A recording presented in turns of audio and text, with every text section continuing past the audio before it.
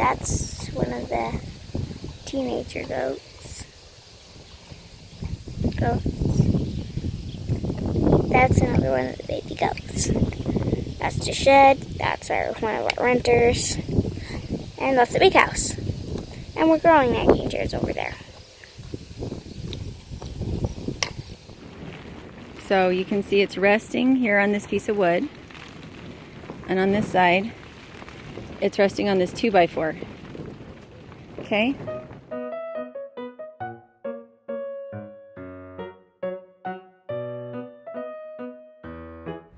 Alright, so this is our 5th or 6th house. Some of the houses we're not going to show you because we looked at them and we're like, there's no way this would make a good homestead. Usually that had to do with what they'd finished the inside of the house with. Like it was chintzy, they flipped it, but it wasn't quality work.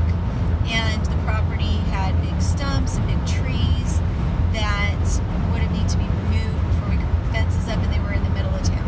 So we went and looked at them just so we could kind of see what was out there, but it wasn't a good fit. So we're out to whatever this is, our 5th or 6th house, and this time we're going way north of town. Yep. The thing that winter seems to be okay. Especially if we had all the animals together in one space, winter would be probably better. It's easier to go out in a few minutes between rainstorms and go take care of animals than it is if you're having to wait until you can drive there. So I'm glad we don't have milk goats out with the horses right now. It's the reason why we did horses. Horses are pretty self-caring. You give them water, you give them feed, and you check on them. But you're not really that worried about predators. Whereas with things like milk goats and chickens, you really couldn't have them on a separate property and be sure that they'd be okay. So that's why we didn't get them, even though we would have been allowed the pet resort where we have our horses would have allowed us to keep goats and chickens and such if we wanted to. But I'm really glad now we didn't, because again, we're trying to be a one-car family, and it does rain a lot here. So the reason we don't go out in the rain is that not only would we be cold and wet, but the horses would be cold and wet. And if it's that nasty out, we don't really want them out in the weather. We'd rather they were in their shed. For me, an enjoyable challenge is being a one-car family, seeing how much we can get done when we're not out running around, when we're not out shopping, when we kind of conserve those miles. It means that we have a fun weekend when John's not working. We get all our grocery shopping done, we go out and do family things on weekends, and the rest of the time the girls and I are at home. The house has been cleaner, the grocery budget has been more conservative, because when you're traveling, a lot of times you're buying food rather than preparing it yourself. So I like to be a one-car family. I feel like it makes our time more valuable to us, and it's easier to get a lot done. For instance, the girls' school has been much better since we've been a one-car family, because we're there for long chunks of time. The girls have gotten into the habit, the girls have been in the habit of getting their school done early and well, and there's not all the distractions of having other places that we could go. And Mom lets us listen to that once we're done with school, so we get to listen to that. Yes, when the girls are done with school, they can listen to audiobooks while they're doing their other work. I'm knitting a dress for my doll right now. Paige is knitting a dress for her doll right now. And I would like them to do more reading than they are doing. But I do like to give them the reward of the audiobooks, at least for a little while. So probably what we need to do is put a time limit on the audiobooks, and the rest of the time they can be reading.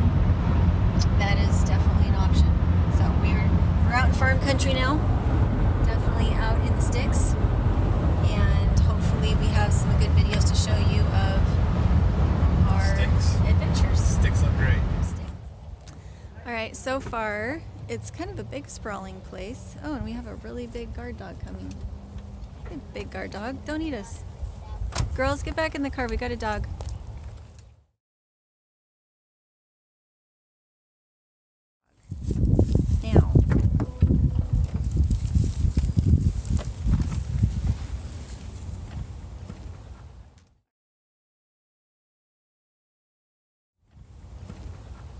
right, so big sprawling house. But it's situated correctly on the property. Yeah, there's enough of a front yard that we could actually fence it in and use it for animals. But they're having a hard time getting the key to work. All right. Kyle. Whoa, that's a vault. Isn't that? I think about how naturally cool this would be in the summer. Whoa. Wow. I love it. What was the trick to getting it open? Did you use your credit card? Another tool. The other buyers that are here looking, potential buyers, they had the screwdriver, Gotcha. but they couldn't figure out how to get in. So broken doors. Just a closet. Probably mice. Gotcha. So we need new carpet. How much was this one again?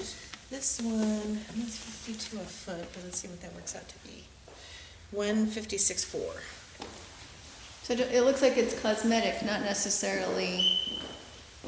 This is Brandy.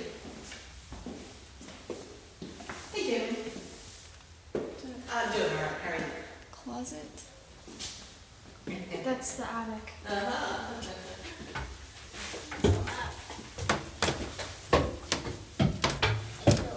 the key wasn't working, but we figured out a way. Yeah, I see.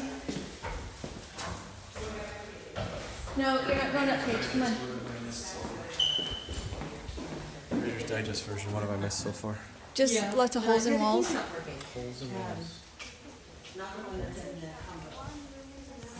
There's another combo box. I don't know if that key works, but just FYI, you may get future calls about this.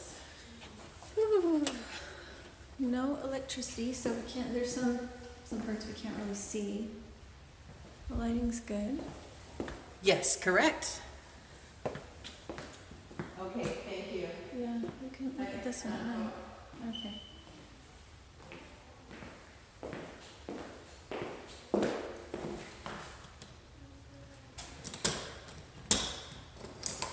Yeah, the doorknob's not even. 2952 square feet. Gotcha. Ugh. Yeah, it's freezing in here. It's a little bit sprawling, It's pretty sprawling. As compared to all of our others. but it doesn't smell bad, even for being, empty. Right. I guess it smells a little bit more like urine right there. Definitely warmer outside. It's a fantastic kitchen. How's it going? Great. And 3-car garage. Alright.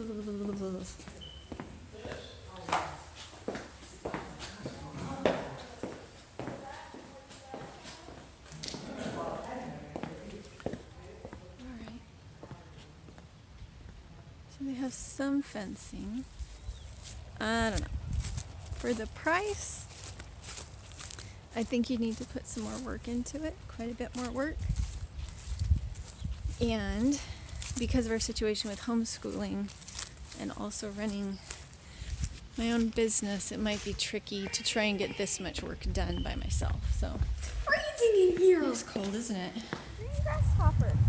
Okay, so that pasture back there is, I think they said, another 1.5 acres.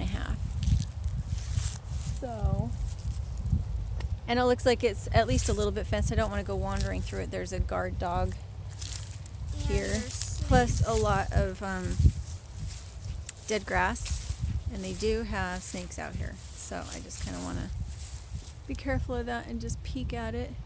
They've got some lean-tos. The fences would need to be fixed.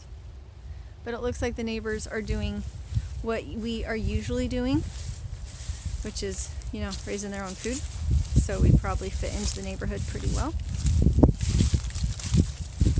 And most likely what I would do is there in the front yard, I would fence that in and have goats in it.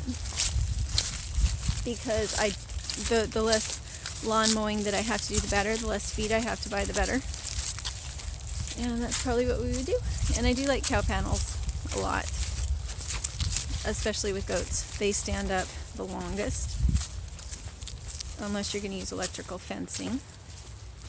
So that's what I think. It's kind of a big old sprawling thing, very sprawling, and a lot of work that needs to be done on the inside and the outside. And I don't like how there's most likely copperhead snakes in it. I know, most likely. Yeah, I'm a little nervous about it now.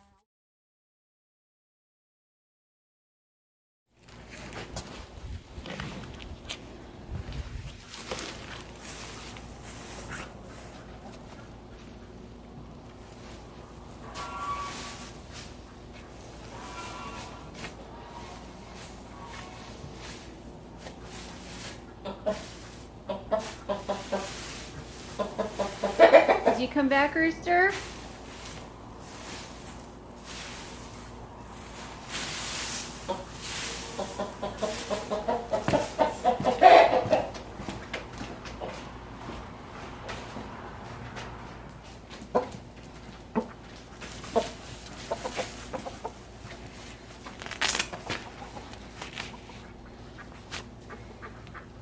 Gotta clean out in front of the door.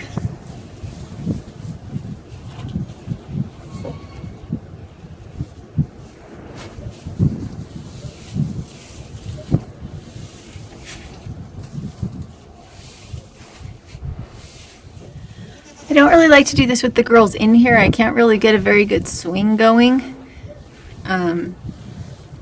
So if it looks like I'm not doing it right, it's because I'm trying not to hit goats.